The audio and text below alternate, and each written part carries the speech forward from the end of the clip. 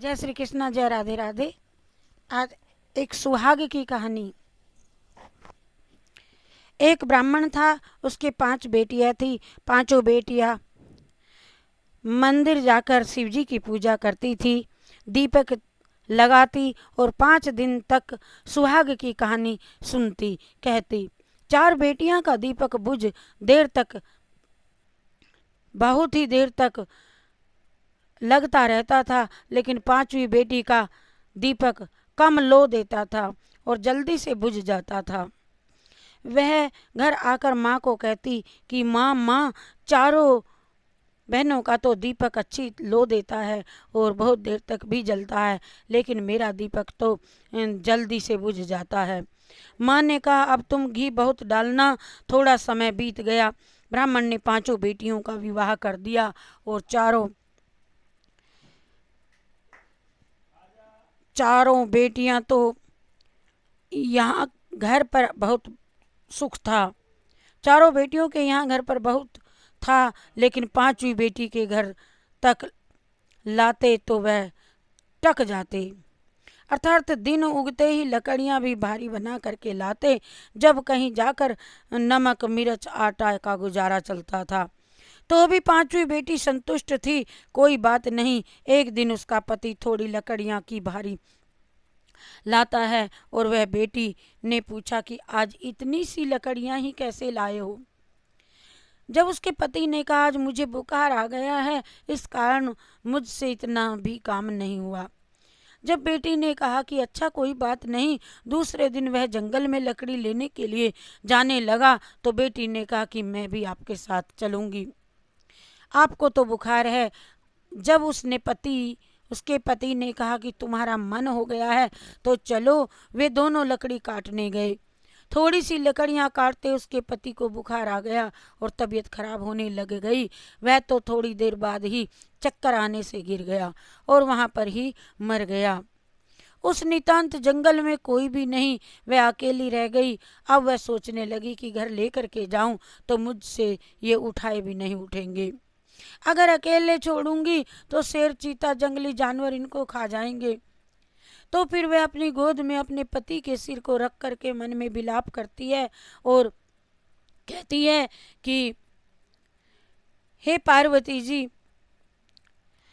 विलाप करती है, रोती है। उधर से पार्वती जी शंकर जी जा रहे थे और जिससे मेरा पति विलाप करती हुई कहती है मैंने ऐसा क्या बिगाड़ा किसी का कि मेरा आज वन में पति मर गया। तो पार्वती जी देख रहे थे। शिव जी ने पार्वती को कहा कि देखो देखो पार्वती जी, इसके साथ में क्या हुआ है, जाकर के पता लगाओ।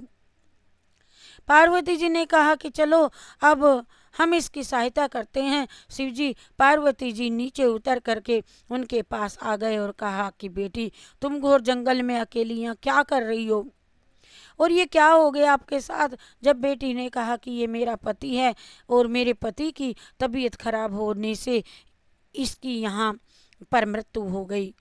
और तब शिवजी ने कहा कि अपने पति का शव लेकर गली घर पर चली जा, यहाँ पर क्यों बैठी है। तब उसने कहा मैं तो घर नहीं जाऊंगी, मेरे तो सास ससुर लड़ेंगे, मैं तो यहाँ पर ही बैठी रहूंगी। जिससे शिवजी को दया आ गई और कहा कि तुम वही हो जिसके दीपक जल्दी से बुझ जाता था। तब उसने कहा हाँ हाँ हाँ जी मैं वही हूँ। फिर शिवजी ने कहा तुमने कभी सुहाग की कहानी सुनी। दीपक तो बहुत लगाती थी। जब उसने पैर गिर करके माफ़ी मांगी और कहा कि अब मैं बहुत कहानी सुना करूँगी, कृपा करके आप मेरे पति को जीवित कर दें। अब मैं खूब कहानी कहूँगी, व्रत भी करूँगी, उद्यापन भी करूँगी। और वे कहती है व्रत करूँगी, उद्यापन करूँगी तो घर जाऊँगी और वहाँ पर सब कुछ माफ़ी मांगती है और कहती है मैं व्रत करूँगी, कृपा करके आप मेरे पति को जीवित कर दें। जब शिवजी ने अमृत के छींटे देकर वहाँ से अंतर्धान हो गए। अमृत के छींटे पड़ते ही उसका पति उठ बैठा हो गया और कहा कि मुझे बहुत गहरी नींद आ गई। जब उसने कहा गहरी नींद ना आई, बल्कि आपका दूसरा जन्म हुआ है, अब हम घर चलें तो मैं सुहाग का उजमन करूंगी। और सुहाग के उजमने में 5 कटोरे स्टील के, 5 चूड़िया का सेट और बिंदी, काजल, ब्लाउज के पीस और श्रद्धानुसार सुहाग का सामान, और पांचों में अलग अलग रुपए डालकर ब्राह्मण को देना। एक कटोरा व सभी सुहाग सामग्री व 5 रुपए सहित एक स्टील के दीपक में घी की बाती लगा करके महादेव के मंदिर में चढ़ाना, और दूसरे बचे हुए चारों कटोरे और सुहाग की सामग्री अपनी बहन व बेटियों को दे देना। इतना कह करके शिव पार्वती जी चले गए और वह घर आकर यही करती है। उनके तो सारे दुख पीड़ा नष्ट हो करके और उनके घर में सुख समृद्धि हो गई, सारा धन हो गया। अब वह आनंद मंगल से सदैव रहने लगी। जय श्री कृष्णचंद्र भगवान की जय, विष्णु भगवान की, देवी देवताओं की, कृष्ण राधे की जय, राधे कृष्णा की जय, मुरली वाले कन्हैया तेरी जय जय जय, हे बंसी वाले कन्हैया तेरी जय जय जय।